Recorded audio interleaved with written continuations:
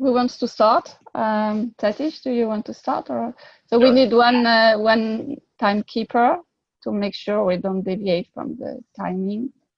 Who wants to make sure we are on time? We can do one of us, Satish, if you want. Yeah, I don't think, like, I'll quickly highlight all the points, and then the main point is to get everybody to break out. Yeah. So I mean, the idea we had in mind was we will present you what we have done so far with the task force and a bit the common ideas, and then we would like to have like a breakout rooms where you can have short discussion, and we'll sum up in the main session. Do I forget something, Satish? Hope I not. Great, thank you. Hi everyone, my name is Satish. I'm currently based in the west coast of US, and I am a new task force member, and I'm really excited to be joining this discussion today and talking to you about the CarpentryCon 2020. So just to get started, CarpentryCon 2020 is on its way. I am really excited about it because I just joined the Carpentries just last year, and it's just been a super ride for me and super growth opportunity for me to be with the Carpentries. And I was really happy when I was invited to be on the CarpentryCon Task Force for 2020.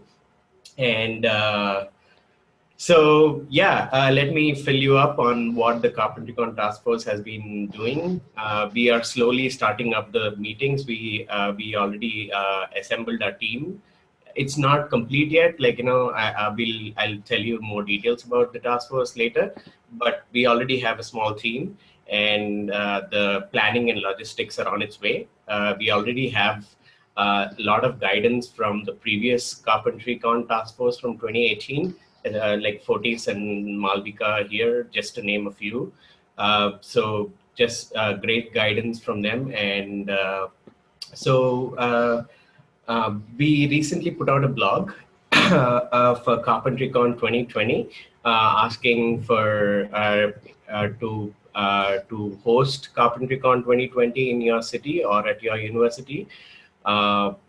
But the whole thing today we want to bring to the Carpentries community is a couple of things. One is the theme for CarpentryCon 2020. We are putting out a theme suggestion form, which will, if somebody could share the links to those on the chat as I give the details.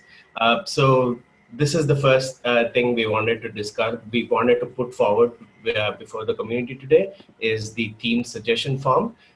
We want to hear from the whole community on what the theme for CarpentryCon 2020 should be, because the theme for CarpentryCon 2018 was building locally and growing. Sorry, I just lost it. Building locally, connecting globally. Yes. Okay, that we go. So that was 2018, and we want to see what new circumstances will prompt us to come up with what theme for 2020. Something really hopeful for the future. I don't know, but that was the whole point. Like, you know, we wanted to open it up to all of the Carpentries community to hear all your ideas. So if you click that form, you should be able to give in your suggestions on what you think should be the theme for 2020. So please do contribute and share the message. We want to have as many people participate in this as possible. The second thing we want to discuss today, or the second thing we want to bring into the discussion today, is the venue bid form. So we are still yet to, like, you know, pin down a location for CarpentryCon 2020. The 2018 CarpentryCon was in Dublin, Ireland, and so we have a venue bid form. The link soon to be followed up in the chat. So we have almost finalized the venue bid form, but if you please feel free to go through it and pass it on to any relevant organizations, relevant personnel you think would be interested in hosting and bringing CarpentryCon 2020 to your city, because that would not just be a great way to host an international conference at your place, but great way to bring carpentry community to your city as well. Because the main for me, because I haven't been to the 2018 CarpentryCon, but from what I hear and what I see from the past flyer and discussions was, it's CarpentryCon 2020 is a great way to bring the whole global carpentries communities together. And it's also a great place to discuss what's happening at other carpentry organizations in other countries. So it would be a great opportunity for someone if they can, to host CarpentryCon 2020. So that's the thing. So the venue bid form, please forward it to I mean, we'll have a discussion on it, but we have a venue bid form up and going. And the last thing would be is we are want to put the word out for sponsorships. So that links and documents will also be soon following up in the chat. But we do want to put out the word for sponsorships to see, and I think, and we have many, I think, not a set defined level of sponsorships, they can help at any level. So yeah, you just need to put the word out to any people interested in sponsorship. So that, I think, these are the main points for today. So we just wanted to tell you that the Carpentry Task Force has started working on all of the planning and logistics for 2020. We would like to put forward today before the community the venue bid form, the team suggestion form, and discussion about sponsorships. So, and I also would like to propose the CarpentryCon Task Force list is on the website of CarpentryCon 2020. The link will be shared in the chat. Please go through the list, and if you think you would be interested in becoming a task force member because you represent a different community, please feel forward to drop us a mail or a message at the CarpentryCon 2020 Slack channel, or get in touch with us through email. So yeah, also feel free to drop in your name, as I said, if you want to contribute to the task force too, because it's already a great team, but we would love to have a more diverse and international team representing all the community carpentry communities all over the world, I would say. So with that, I think I would open it up for discussion. If Anna, if you think if I've missed something, please add up. But with that, I think I'll open it up for discussion and questions. Thank you.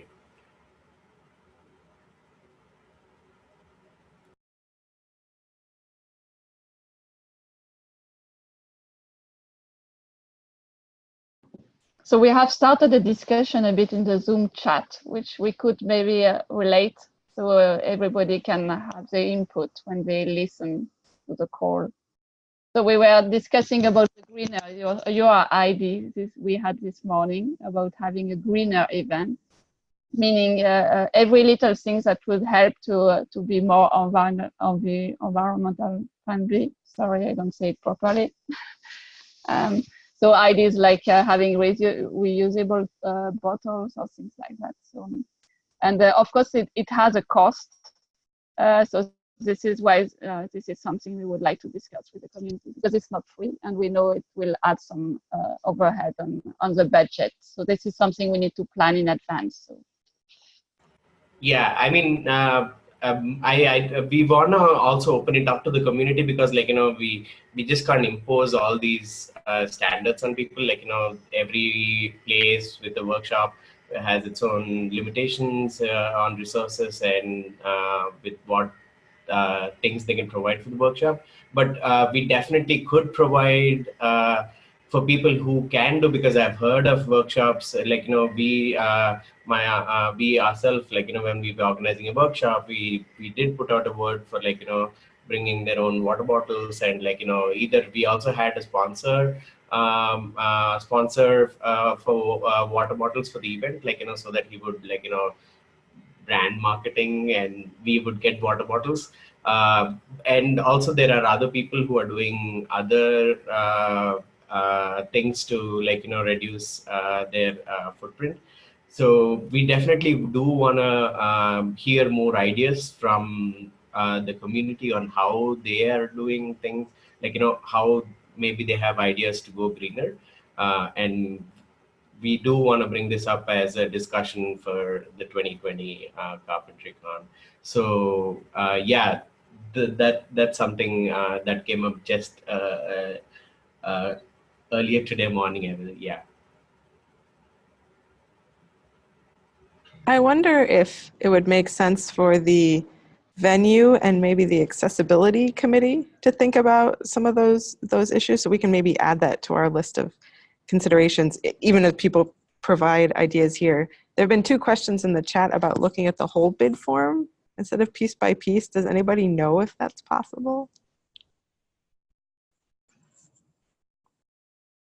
So what is the question exactly? So right now you actually have to fill stuff out in the form in order to click through to the next page. Yes. And so if you just want to look at the questions, you can't easily look at the questions without just filling in nonsense. Oh yeah. Because we made we have a Google Doc with all the questions before it was made into a Google form. So I think we can share that with you. So do you suggest, for instance, we could have all the questions at the top and then have people can fill each of them one by one? I think the main reason you have them, you click on next, is because they are mandatory questions, if I remember properly when we wrote. But I'm not specialist of this Google form, so we can check. If there's just a list of the questions, I know there was a Google Doc. I just wasn't sure if that could be shared publicly. But if it can be, that might be great just for people to. I get your point, because just to see what the breadth of questions are, I think we can attach a PDF of the whole thing. Sure, I'll put that down and I'll bring it up. Yeah, I mean, the suggestion of adding the link to the Google Doc is very good. I think we can do that. Yeah, so that someone to see whether they can host they can host this event or not without having to fill all the form all the fields already. I do like that point. We'll put that in.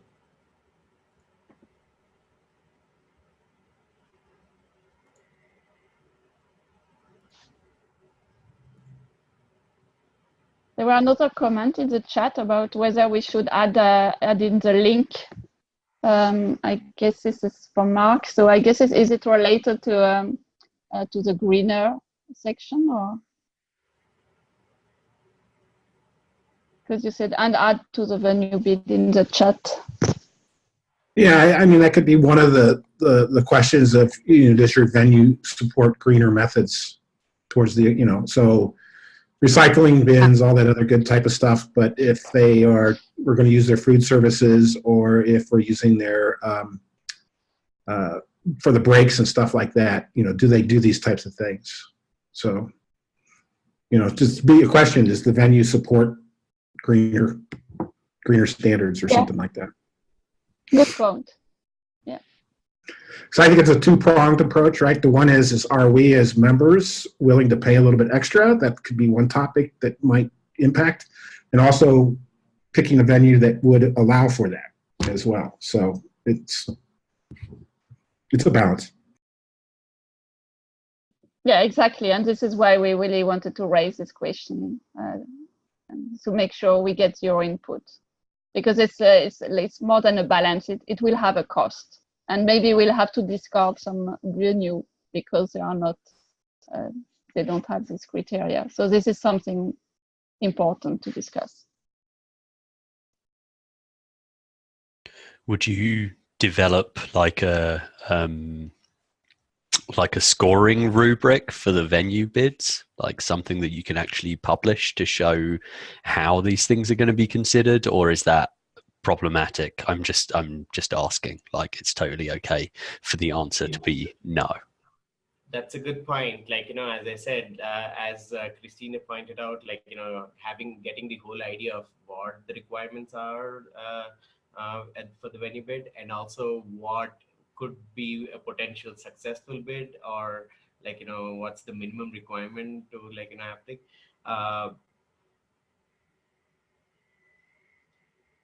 I don't know what's the best way to have that rubric, like, or like, I don't know how the last con task force did this, so maybe Fortis can have something for us here. But I think you're right. We should make the criteria public, at least. For instance, will we choose the cheapest one, or do we have other criteria entering in the process? Because the more transparent we are, the better it is. So I think we should have a clear view, at least, on what we want in terms of criteria. So this is something we probably need your feedback to. Fortis, you want to? Right. So just to give a perspective from last year around, although both Mark and Danielle are online and they were both very active in that part, we did have a rubric which was basically 3 main questions ranked in order of importance. The first one is accessibility. So how easy is it to get there in terms of visa, of people from all over the world going to this particular place. The second question was cost. How much would it cost for an average person from around the world to actually get there? And the third was basically how conveniently placed it was. So if it's like in the middle of nowhere, it might not be that convenient. Even if it costs less, it might take a lot of time to get there, so it would be inconvenient. So these were our 3 primary criteria, and I think we had shared them with the community at that time during the venue. We definitely disclosed them to the venues when the bid ended, so they know exactly what our criteria were. But this time around, we may have a different set of ones. So just give that perspective from CarpentryCon 2018.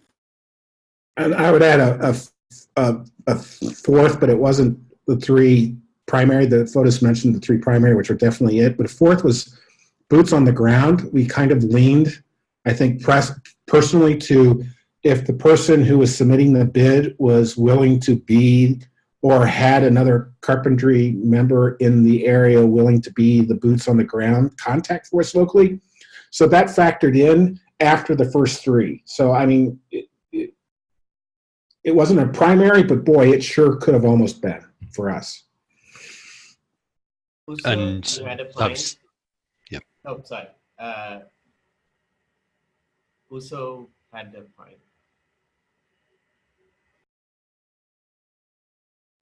You need to unmute yourself. All right, thanks, Satish.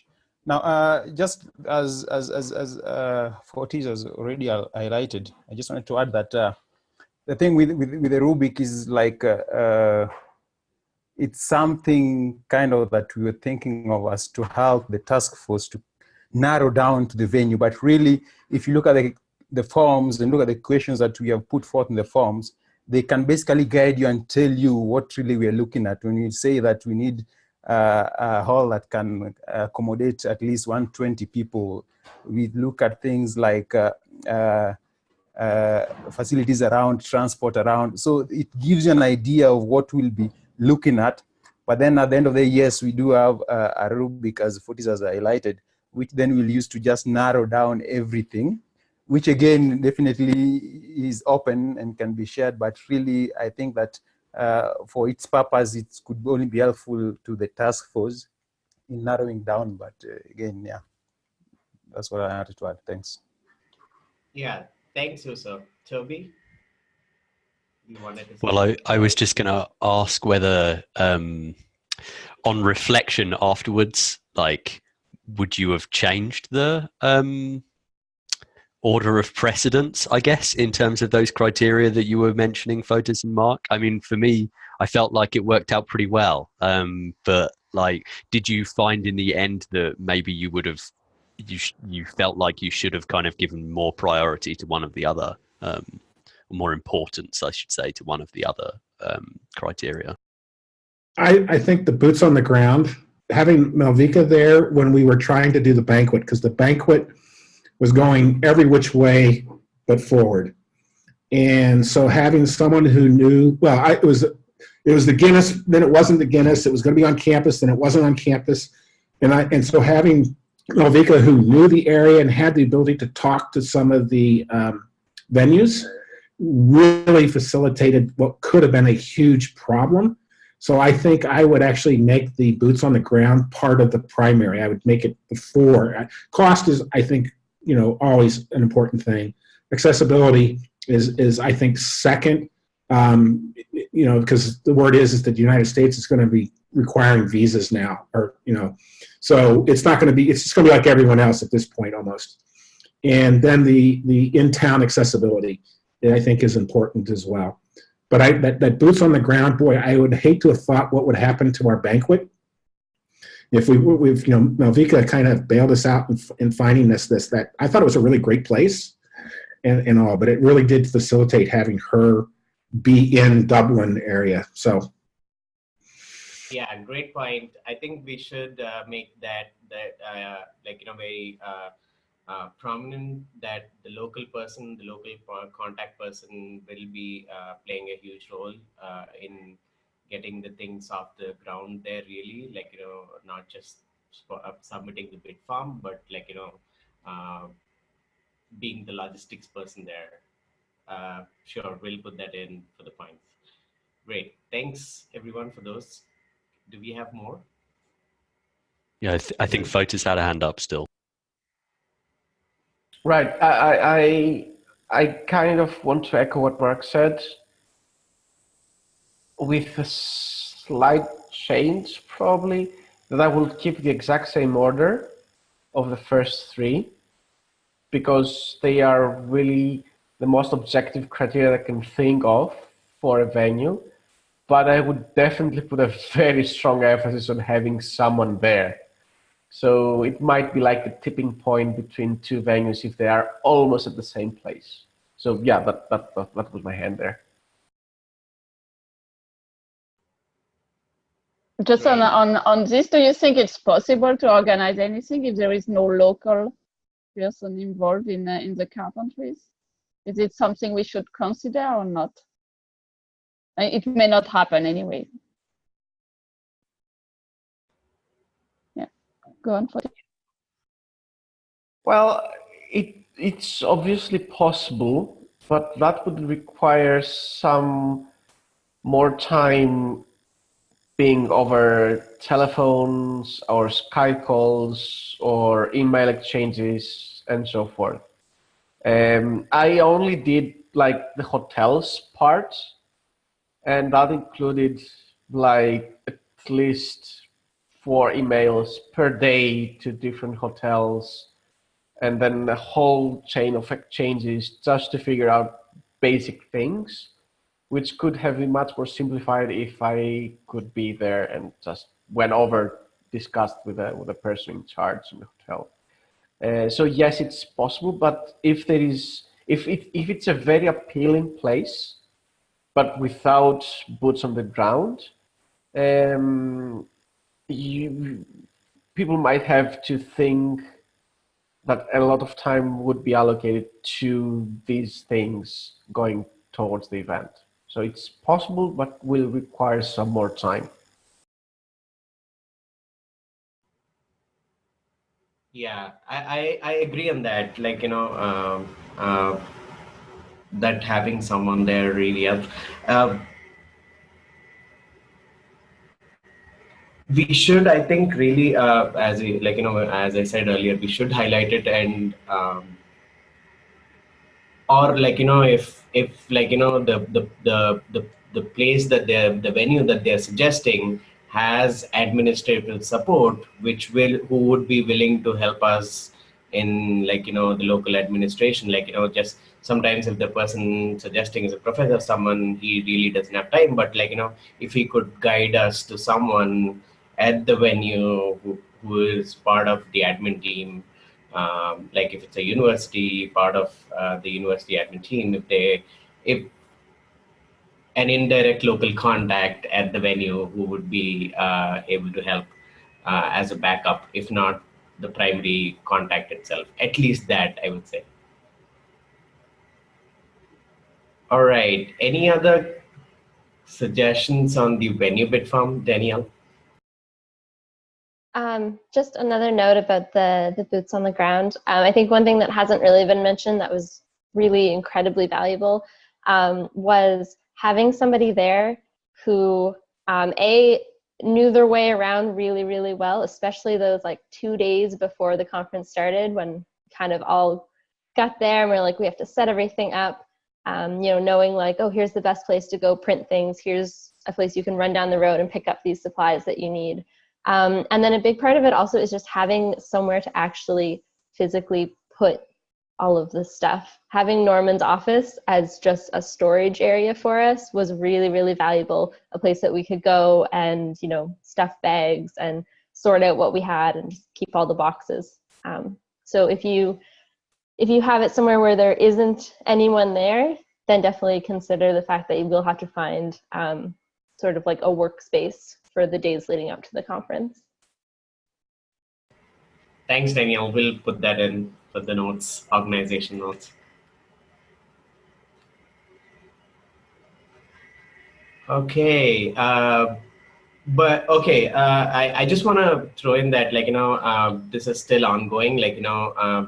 We also have a potential sponsor list. We want to send out the mails to, so that we can request for sponsorships along with the venue bid form. So not just now, but you can, if you have any other suggestions at any time, please feel free to drop a message in the CarpentryCon 2020 channel. So just to move on, if no other points for discussion on the venue form, I would also want to open the discussion for the theme form. The theme suggestion form is as I said, we want to open up the community and welcome the community their feedback on the theme for CarpentryCon 2020. But I wanted to hear from you guys. It's about there are some general themes that we do want to cover in Carpentry Con that happens in 2020. But I just want to hear from you guys about there are some certain themes that are integral part of Carpentries. The communities takes the center stage in the whole Carpentries initiative, right? It's not just the lessons or anything, it's just to be part of this awesome community and beautiful and good people. That's the building, growing locally part of it. We do want to have discussions in CarpentryCon 2020 where we have instructors from all over the world come and share experiences about teaching Carpentries and building Carpentries community in their part of the world.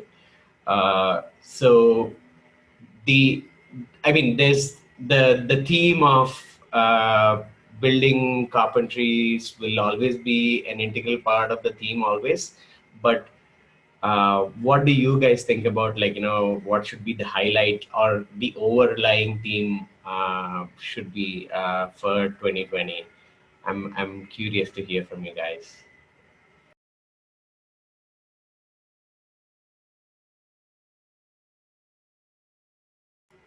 Anyone?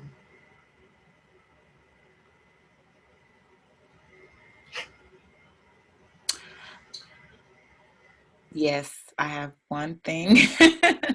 um, it's very broad, but I would love to see a theme around accessibility, and that can mean so many different things, from accessibility of our lessons to even accessibility of interacting with the community. For example, I'm realizing more and more that Zoom can be a bottleneck for a lot of community members. You know, we host a lot of online meetings. And so for communities who, you know, have low bandwidth, it's difficult for them to interact. So that's something that's just on my mind personally, accessibility in all its forms. Thank you, Carrie. It's a great point. I think that's we should be paying attention to all these small things that we might take for granted, because, like, we have to keep in mind that situations and things are different around the world. So definitely we'll include that. Thank you, Carrie. Shaili, you had something to add? Yeah, so I wanted to point out that maybe we could look into how to have more awareness amongst the people in different countries, and how people look at carpentries would be very different from individuals' perspective and the culture of the country. So as most of the meetings are done in Zoom, most of the communications are done in Slack nowadays. In India, we don't use it. Like, practically, it was through Satish I came to know that Slack is the channel which I should join to keep myself updated with the carpentry news. But everyone around is not using it. And great point, Shaili. Yeah, go ahead. Sorry. And one more thing is, like, I'm like actually working in isolation because I don't have more hands in India whom I can rely on and do my workshops. So every time it's like a very big challenge for me to organize a workshop, starting from funds, getting students, and executing the whole stuff. So if we could bring up something which is more like how to get or how to address the regional problems, it would be really interesting. Thank you for bringing those points up, Shaili. You mentioned two things. I'm going to quickly address those. First thing is the communication channels of Carpentries and CarpentryCon 2020. You are right that, like, we have previously been relying a lot on Slack, and our meetings are virtually through Zoom. But we kind of agreed that we will not put the whole focus on Slack channel. We will have a topic box and make sure that our mailing lists are going out. But it's still hard to beat the convenience of Slack, especially when, like, you want to have very brief communications. So I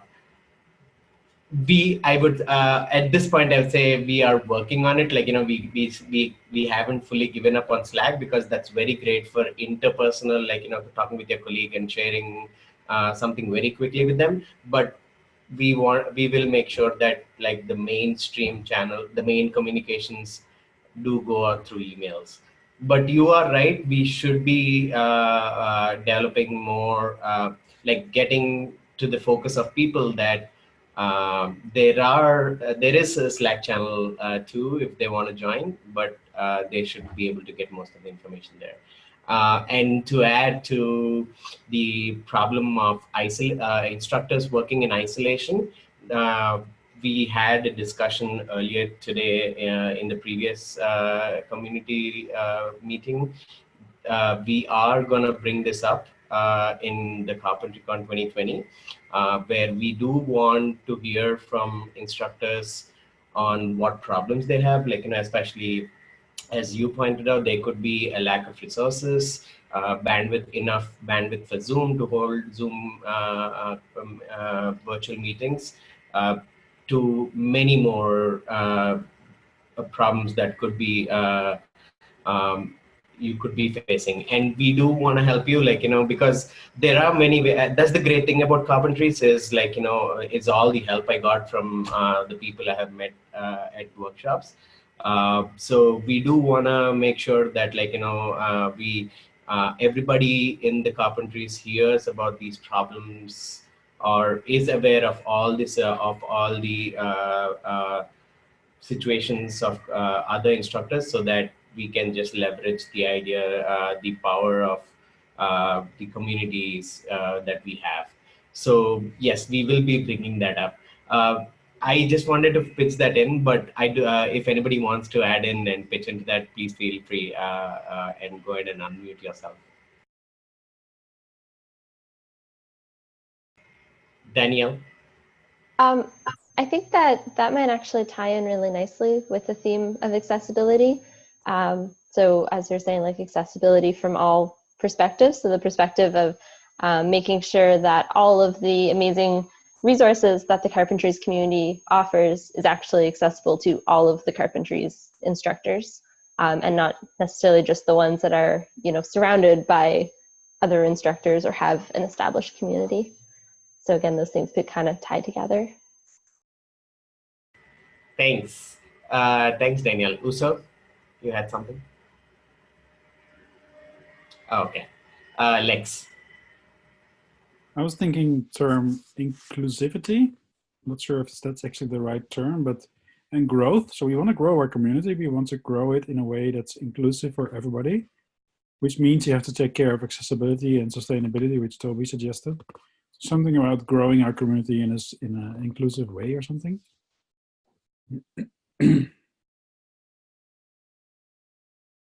Yeah, thank you. I was looking for those words actually, how do we sum up these all things? I think inclusivity, accessibility, sustainability, we can build up around these three words, I guess. These three should be the buzzwords, I would say.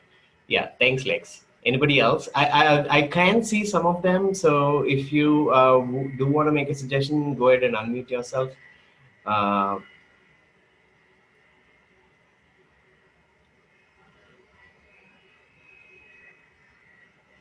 Okay.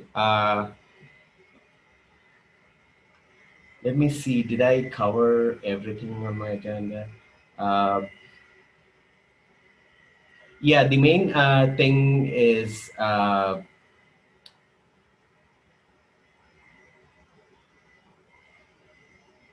Satish, I had one more. One more. Sorry, I would like to discuss with the community here. It's about the sponsorship, which we address very quickly. I really would like to have feedback from the community on, for instance, the different levels of sponsorship.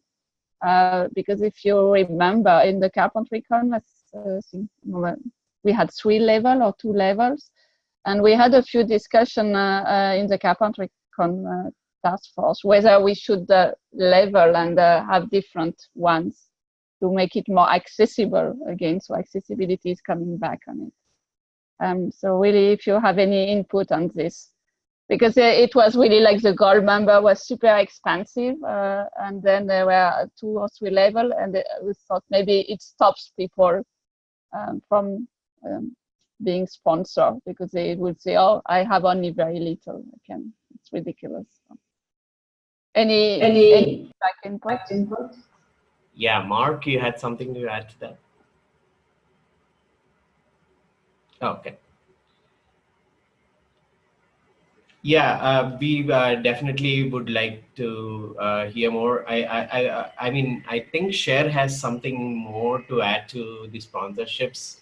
She's not here in this meeting today, but definitely, if you have any suggestions on how to attract more sponsors, how to make it more feasible for them to be able to sponsor at any level possible,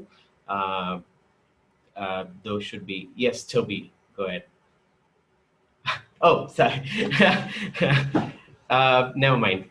So yeah, please do, Danielle. Sorry, I feel like I'm talking a lot.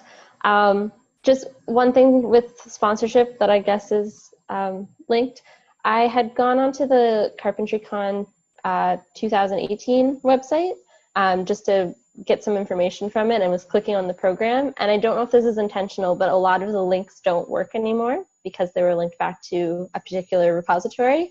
And that might be a problem if sponsors are wanting to go back and look at, you know, what was done in the conference last time. So maybe something to check on. Yes, great point. Very good point.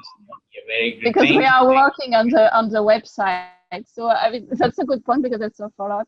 So the idea we had this morning when we discussed is to have a new CarpentryCon landing page for CarpentryCon 2020, but with a link with the old one, and especially like for sponsor and for the program. So I don't know if you think this is valuable. And it's not intentional. If the links are wrong, are broken, it's not right. That's not what we want.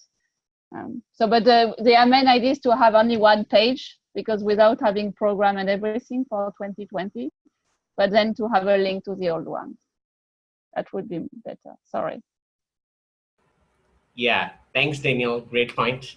We should definitely showcase some of the highlights of CarpentryCon to attract, to give some order for sponsors to sponsor, I guess. So definitely we'll have that updated. Any other suggestions on the sponsorship? Any other points? I do want to finally bring to attention to the last point that I mentioned is, like, you know, we do want to hear about the task force itself.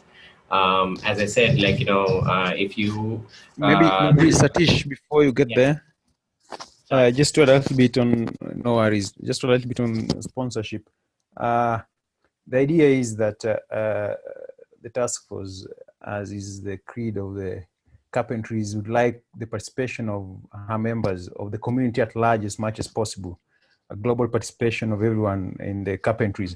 And so even with the sponsorship aspect, the task force is looking at inviting you to propose sponsors, which actually there's a form in that regard that you can also get to fill up if you have an idea about a sponsor somewhere, because then also the reach is more spread out, given we are all spread out all over the world. So it makes the search for sponsors a little bit easier. So please, beyond here, as you look into that, also spread the word around your area of influence so that other community members can also get engaged and participate in proposing sponsors that you might think of. Thanks.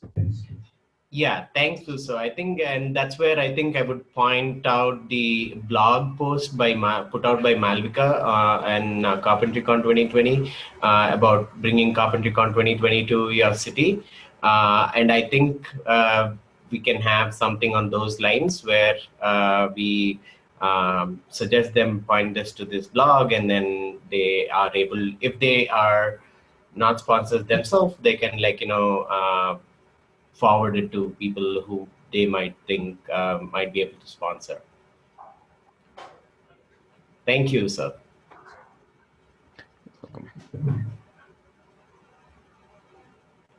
Did I see a hand somewhere? Okay. Yeah. So as I was saying, yeah, also to have in your suggestions for the task force. If you think you want to represent your community, your region for the CarpentryCon 2020, feel free to drop us a mail, and we will look into it and respond to that. So I think with that, I have finished the points I had for today to put out to the community today. If Anna doesn't have anything, I think I'll give it back to you, Carrie.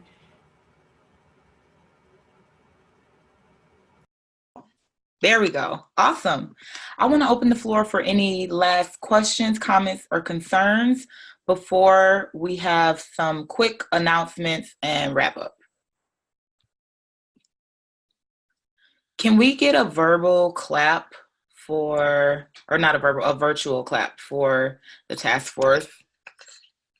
You all did a fantastic job. And it was just great to hear what you're thinking about. A lot of times with conference planning, there's a big announcement that this thing is happening, but you have no idea what the work that goes into it in advance. So I just want to thank you all so much for your time, the time that you're spending on these calls, and for being so thoughtful about this entire process.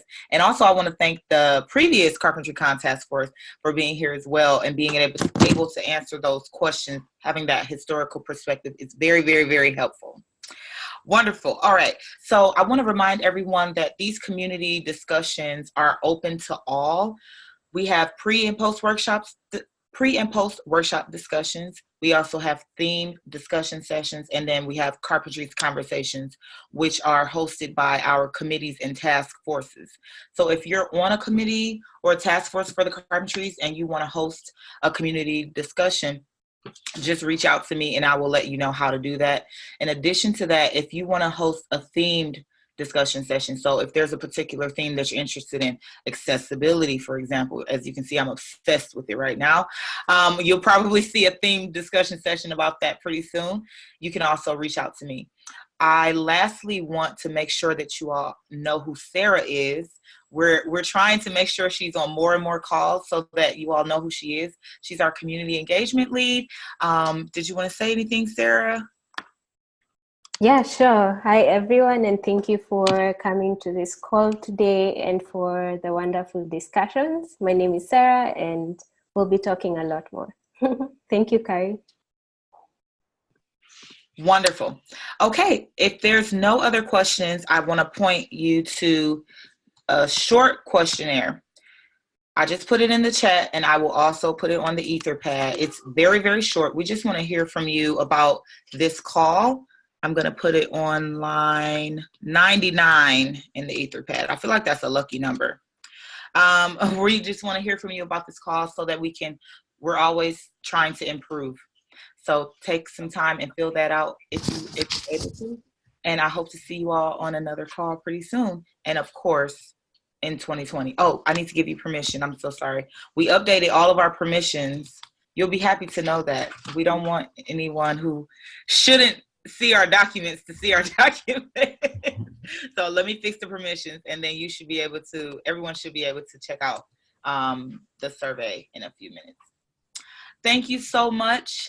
And I look forward to seeing you all soon. Have a great day. Nice day. Bye, everyone. Bye, everyone. Bye.